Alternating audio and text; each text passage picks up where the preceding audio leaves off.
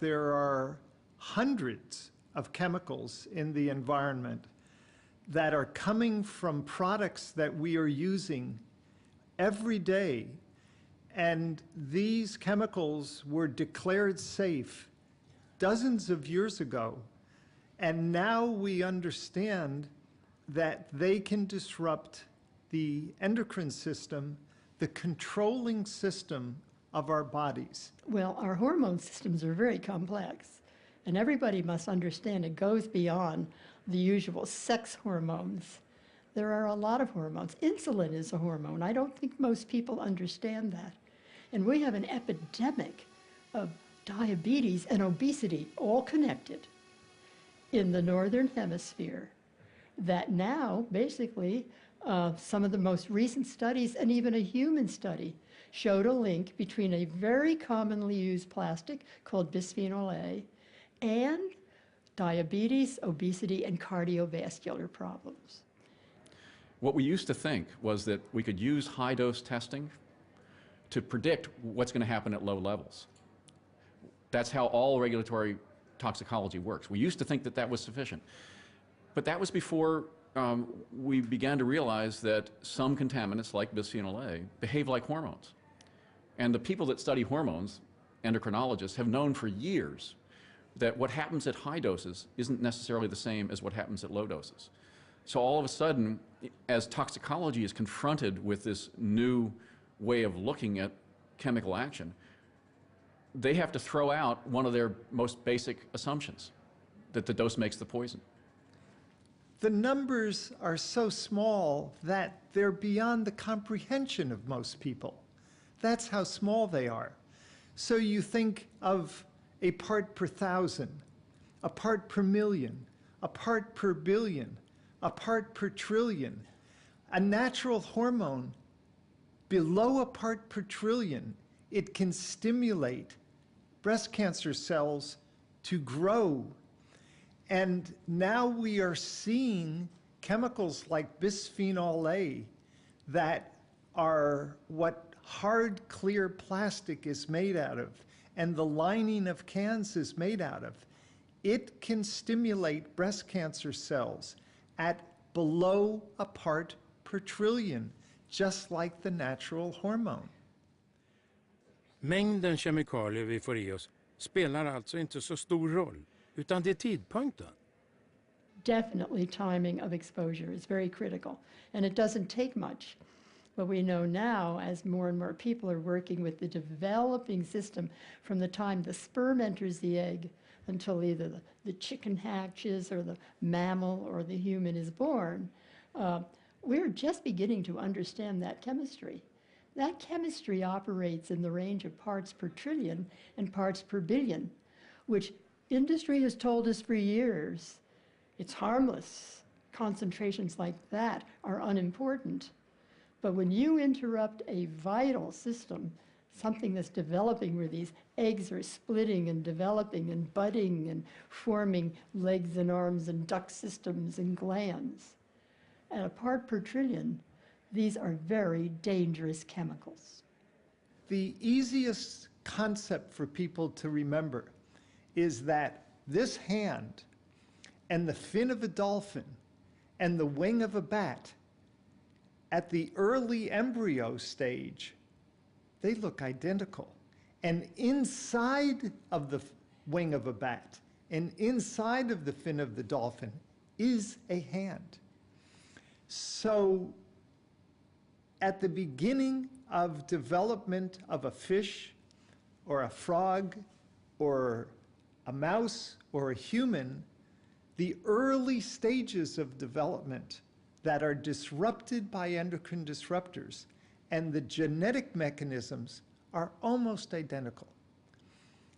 We end up looking different, but don't let that deceive you. The mechanisms of development are very, very similar, and the disruption events of development lead to diseases in all of these species. One of the big developments has been for us to identify that there is a critical period during development of the male fetus when there is extreme vulnerability to disruption of hormone production or action. And it's quite a narrow window. It's based on animal studies, but we've got very good evidence that the same applies to the human.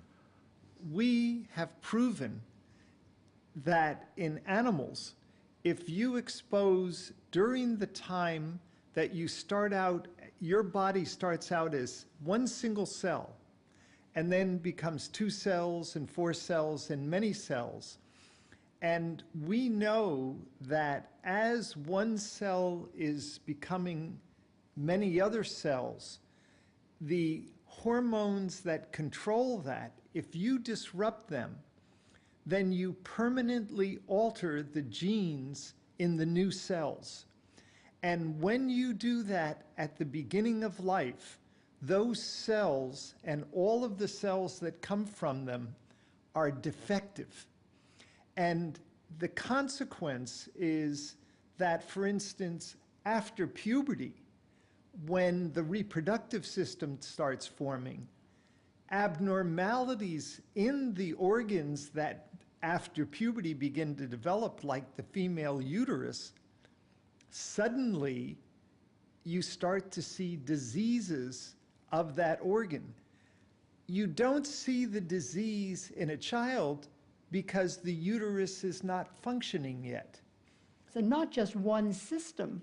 This could be the development of the brain, which basically the brain at that time is getting programmed for how an individual is going to develop later in life as well. So their behavior is being affected. Intelligence could be affected. And you know, we talk a lot about nurture, but you can't, nurture definitely can make you learn to love. It helps you learn to love. But if you're not wired correctly in the beginning, nurture isn't going to work. And these are the things that I worry about. I see so many children today who don't relate. They can't look at you. They're totally, totally out of control. They overreact. They don't know what's right and wrong. And it's not because someone hasn't tried and worked hard for them. The parents are not to blame. The blame lies in the chemicals that were in the mothers' and fathers' bodies when they were conceiving that child. I tell my college students, because I'm a professor, that the men in this class probably have half the amount of sperm in their testes than I do. Can you imagine? I am 3 times their age, and I am more than twice the man they are. Every generation before our generation was not living as long as we are living and not as healthy as us. And now what we are seeing is the younger generation with tremendously higher incidence of cancer, of obesity, of diabetes, of neurologic disorders, of brain and behavioral abnormalities, of immune disorders. All of these are caused by environmental endocrine disruptors. And the incidence of all of these diseases in our children are much higher than in my generation. At the population level, we are now able to count the percentage of children that are born with these kinds of disorders. And the list is growing. And it starts with ADHD, autism, diabetes, early childhood cancers, early childhood behavioral problems, which we now list as diseases in the United States. A juvenile crime is a disorder that can now be related back to prenatal exposure. We've got early cancers, testicular cancers in boys, obvious birth defects, no doubt that this damage happened before birth. Breast cancer has increased, testicular cancer has increased, as you know. Reproductive problems have increased as well. Obesity is an epidemic in the United States, and behavioral problems, and autism. And you know what? Endocrine disruptors in animals can do all these things. So you can create obesity, you can create altered behaviors, you can create cancer, and you can create reproductive problems. What you have in the mother, you have much of it, you may have in the baby, not necessarily all of it, not necessarily all type of chemicals, but a lot of chemicals pass the placenta, and so exposure starts very early. People do not realize that there are critical periods for development of different systems. And for example, us men, we not only have masculinized reproductive system, but we have a masculinized brain. But when those two events occur is completely different. The reproductive system masculinizes in this early time window, the brain masculinizes late in pregnancy. Most of the chemicals that we're concerned about pass from the mother's body through the placenta into the fetus. They also are stored in fat, and when a woman is nursing, she uses the chemicals in her fat along with the fat material to feed her babies. And if you measure a woman who is lactating, you will find a dramatic drop in many contaminants in her body as she is nursing her baby. The mother is sharing what she has in her body with the baby so that these chemicals are in the baby as a gift from the mother prenatally. And it's not a very, and the mother has no control over this. It's sad for mothers to have to face this dilemma. And the answer is get rid of these chemicals, and we won't have this horrible choice mothers have to make. If you look very closely, we're getting into the 4th and the 5th generation now of children who are affected.